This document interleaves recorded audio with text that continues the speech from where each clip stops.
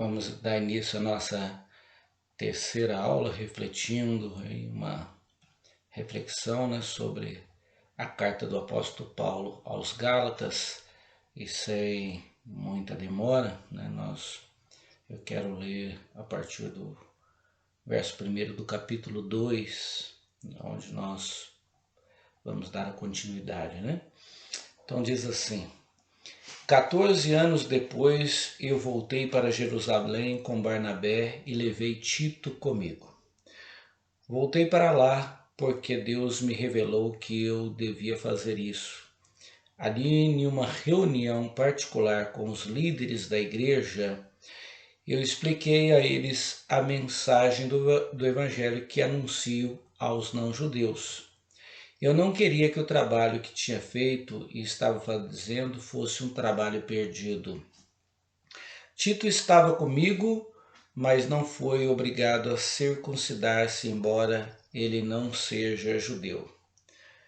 Porém, alguns tinham se juntado ao nosso grupo fazendo de conta que eram irmãos na fé e queriam circuncidá-lo.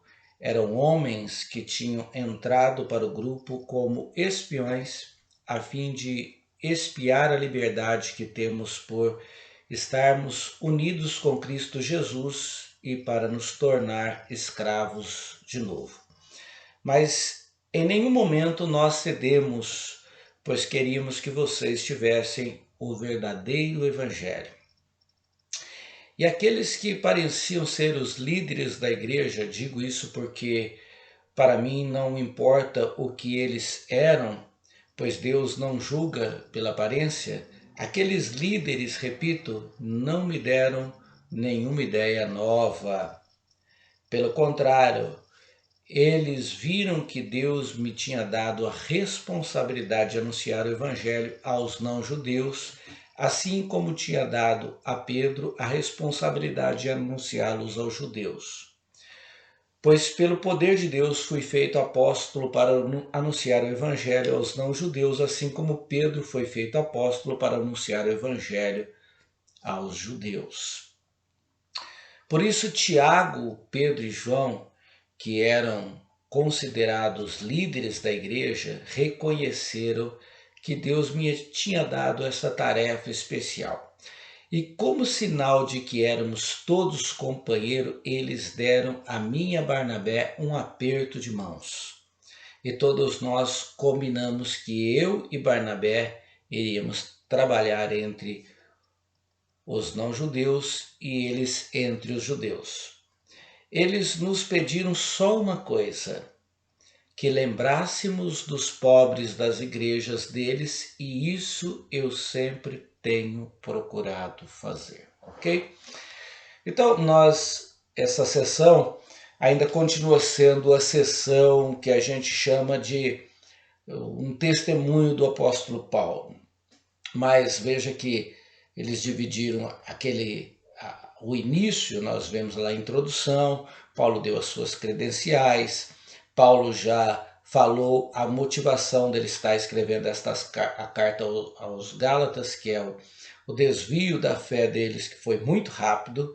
Eles logo abandonaram a fé que eles receberam, e começaram a ouvir a ala judaizante da igreja, onde eles agora estavam caminhando por um caminho muito perigoso, um outro evangelho, um evangelho que Paulo vai chamar de anátema ou de maldição, e que mesmo que ele ou um anjo de Deus anunciasse um evangelho diferente daqueles que eles tinham ouvido, que eles rejeitassem esse evangelho, que considerassem isto uma maldição.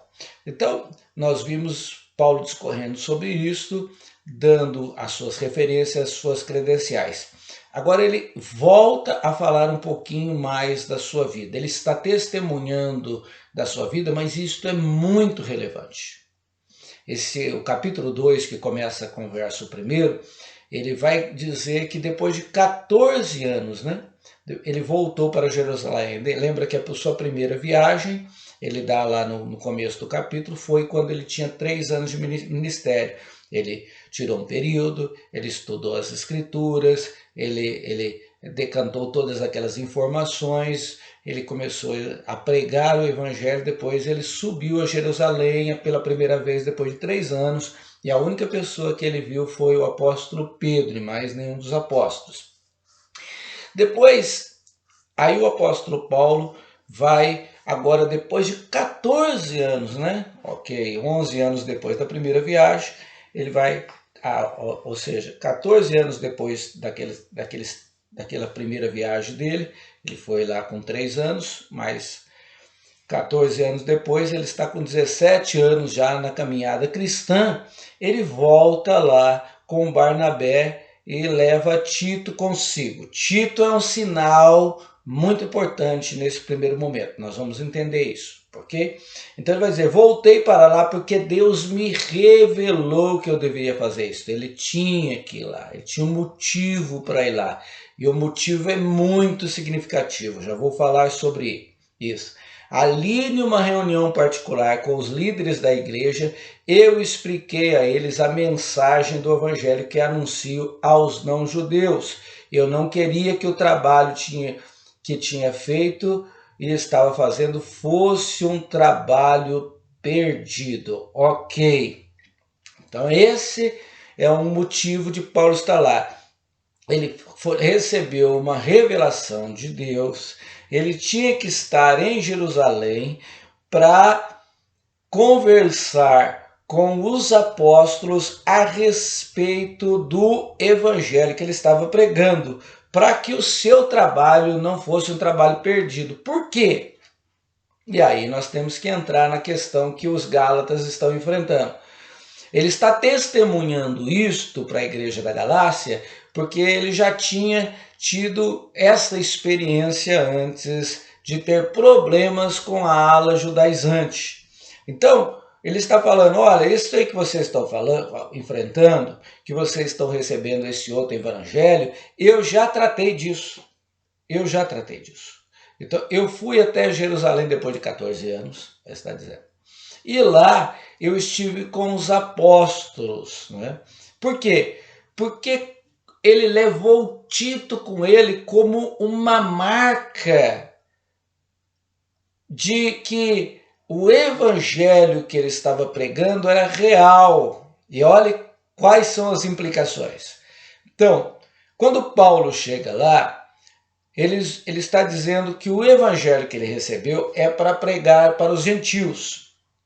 E o evangelho que o Pedro e os demais apóstolos receberam é para pregar para os judeus. Isso estava bem claro entre eles, que o Paulo era o apóstolo dos gentios e Pedro e os demais líderes da igreja eram os apóstolos que tinham seu ministério entre os judeus. Agora, a ala judaizante vai chegar na igreja e vai tentar desfazer todo aquele trabalho que o apóstolo Paulo faz. Ele fala que eles infiltraram, né, como espiões, o texto que nós lemos, entre eles, e eles estavam tentando estragar o trabalho que o apóstolo Paulo fez. Agora veja, esta reunião é de suma importância para toda a igreja cristã em todas as eras. Ela é talvez a reunião mais importante que nós temos na história do cristianismo. Por quê? Porque se nesta reunião o apóstolo Pedro dissesse, olha Paulo, realmente o evangelho que você está pregando está em desacordo com o que nós estamos pregando, e você precisa circuncidar aqueles irmãos que lá estão, e o Tito que você trouxe com você, você precisa circuncidar ele também. Então, aquela ala judaizante que estava lá espionando a igreja, que estava lá agora trabalhando entre os Gálatas, ganharia força. E nesta reunião, se os apóstolos não estendessem as mãos, como diz o texto, e apertassem a mão de Paulo, e não recebessem Tito da forma como ele estava, como um cristão sem ser circuncidado, então nós teríamos duas igrejas até hoje. Então nós teríamos uma igreja cristã judaica, onde Cristo é o Senhor, mas com princípios judaicos, e nós teríamos uma igreja gentil, de gentios ou de gregos e outros povos, né? Gentios que teriam costumes completamente diferentes da igreja de Jerusalém. Então nós seríamos aquela ala de incircuncisos e eles seriam alas da circuncisão. Nós seríamos a ala que não guarda sábado e eles seriam a ala que guarda o sábado. Nós seríamos a ala que não guardaríamos cerimônias, rituais, eles seriam a ala, e aí nós íamos ter duas igrejas sempre discutindo qual é a verdadeira igreja de Cristo.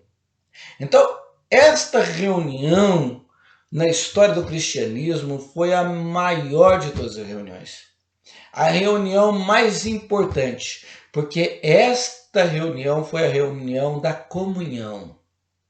Vamos dizer assim, nós podemos colocar com esse princípio. É uma reunião de comunhão, onde o Paulo está falando a mesma linguagem dos apóstolos. E quando Paulo é recebido pelos apóstolos com Tito, e eles são abraçados, vamos dizer assim, na fé por eles, e dizendo assim, nós estamos aqui com o ministério que Deus nos chamou para pregar para os judeus, a mesma mensagem, Paulo, que você está pregando para os gentios. É o mesmo evangelho. Ele não tem diferenças nenhuma. É o evangelho da graça como meio de salvação. Onde não há grego, não há judeu, não há bárbaro, não há... né? Paulo vai falar isso em Romanos. É um evangelho que é para todos. É um evangelho que não há divisão de raça, de cor, de tantos quesitos que havia no judaísmo. Então nós temos uma liberdade em Cristo Jesus. Então, naquela reunião ficou bem claro isto. E isso fez todo o significado para a igreja cristã que nós vivemos. Então, a partir daquela reunião, o Paulo saiu de 14 anos, 17 anos de ministério. Depois de 14 anos ele chegou lá, ele foi com seus temores, ele foi por revelação de Deus, ele chegou lá e encontrou um Pedro e os apóstolos receptíveis, que estenderam as mãos, que concordaram, que conversaram sobre esses assuntos, e a ala judaizante então ficou sem crédito, porque agora ela não poderia contestar o Paulo. E o Paulo agora pode escrever aos Gálatas dessa forma: eu subi lá, eu já tratei sobre isso com os apóstolos. Eles me receberam. O evangelho que nós pregamos é o mesmo. Eles me estenderam as mãos, eles me apertaram as mãos, eles receberam Tito. Tito é um sinal. É um incircunciso que estava lá e foi acolhido como um membro de fé desta igreja, um cristão, e não foi imposto a ele nada, nenhum ritual, nenhuma marca foi colocada sobre Tito para que ele fizesse parte desta igreja. Então, aquela reunião tirou todo o crédito dos judaizantes e deu fala ao apóstolo Paulo. Então, quando Paulo vai escrever aos Gálatas, ele tem o argumento certo em defesa do evangelho que ele está pregando. E aí ele pode exortar a igreja dos Gálatas: olha, vocês estão desviando do caminho, vocês estão ouvindo essa ala judaizante, e eu já tratei disso com os apóstolos, e vocês não precisam disso. Vocês não precisam mais disso. Então Paulo agora tem um argumento favorável, né? Então Tito estava comigo, mas ele não foi obrigado a circuncidar, embora ele não seja judeu. Está vendo? Porque Tito não era judeu e era um cristão e não foi obrigado a se circuncidar. Mas ele diz que, porém, alguns tinham se juntado ao nosso grupo fazendo de conta que eram irmãos na fé, tá vendo? E queriam circuncidá-lo, né? Então, Paulo está dizendo, eles estavam fazendo de conta que eram cristãos, só para tirar a igreja do caminho, do rumo certo do evangelho, né? Eram homens que tinham entrado para o grupo como espiões a fim de espiar a liberdade que temos por estarmos unidos com Cristo Jesus e por nos tornarmos escravos de novo. Quer dizer, nós éramos escravos da lei, o apóstolo está dizendo, e eles se infiltraram para tirar a liberdade que nós temos em Cristo Jesus, né? Nós vivemos para a glória do Pai, nós temos a liberdade, nós não precisamos de nenhum ritual, de nenhum sacrifício, porque o sacrifício de Cristo é perfeito pela nossa vida, ele fez tudo o que nós precisávamos para sermos salvos, nós só precisamos aceitar Jesus como nosso único suficiente Salvador, crer na mensagem do Evangelho e caminhar pela fé. E a aula judaizante estava querendo, o apóstolo Paulo diz que tornar eles escravos de novo, fazer com que eles voltassem aos ritos, que mesmo os pais na fé não conseguiram suportar. Mas em nenhum momento nós cedemos, pois queríamos que vocês tivessem o verdadeiro Evangelho, Paulo está dizendo para ele. Por isso que teve aquela reunião tão importante. E aqueles que pareciam ser os líderes da igreja, digo isso porque para mim não importa o que eles eram, pois Deus não julga pela aparência, aqueles líderes, repito, não me deram nenhuma ideia nova. Quer dizer, quando ele foi tratar com a igreja, ele está falando dos líderes lá em Jerusalém, quando ele foi tratar lá, eles não falaram nada para o apóstolo Paulo que ele precisava fazer diferente. Tudo que o apóstolo Paulo estava fazendo, pregando, ensinando, era o evangelho. E não precisava de nenhum acréscimo. E aí é bom nós pararmos para lembrarmos que a nossa fé, ela é baseada no sacrifício de Jesus Cristo por nós. Ele já fez tudo. Então, todas as vezes que nós colocarmos um ritual a mais, e aí você vai lembrar de muitas igrejas, um véu para ajudar na fé, a guarda de um dia para ajudar na fé, símbolos judaicos. Há muitas igrejas agora judaizantes para ajudar na nossa fé. Nós anulamos o sacrifício perfeito de Cristo por nós, porque nós estamos dizendo que esse sacrifício não foi perfeito. Ele precisa de mais alguns elementos. E aí nós acrescentamos coisas à nossa fé, e aí estas coisas acabam deturpando o evangelho, né? Tirando o poder do evangelho, e aí nós pregamos um outro evangelho. Então, lembre-se sempre disso. A graça de Deus é suficiente. Tudo que Jesus fez por nós é suficiente. Nós não precisamos de mais nada, só crer. Tudo que nós fazemos em prol da obra, aquelas obras, o amor que nós temos pelas pessoas, o serviço que nós prestamos na igreja, é porque nós somos salvos, não é para ser salvo. Então eu já fui salvo. Eu não preciso de nenhum elemento para ajudar na minha salvação. Eu não preciso de nenhum elemento para cooperar com a minha santificação. Eu não preciso de nenhum elemento para cooperar com a minha vida de fé. Cristo fez tudo por mim, né? Pelo contrário, Paulo diz, eles viram que Deus me tinha dado a responsabilidade de anunciar o evangelho aos não-judeus, assim como tinha dado a Pedro a responsabilidade de anunciá-los aos judeus.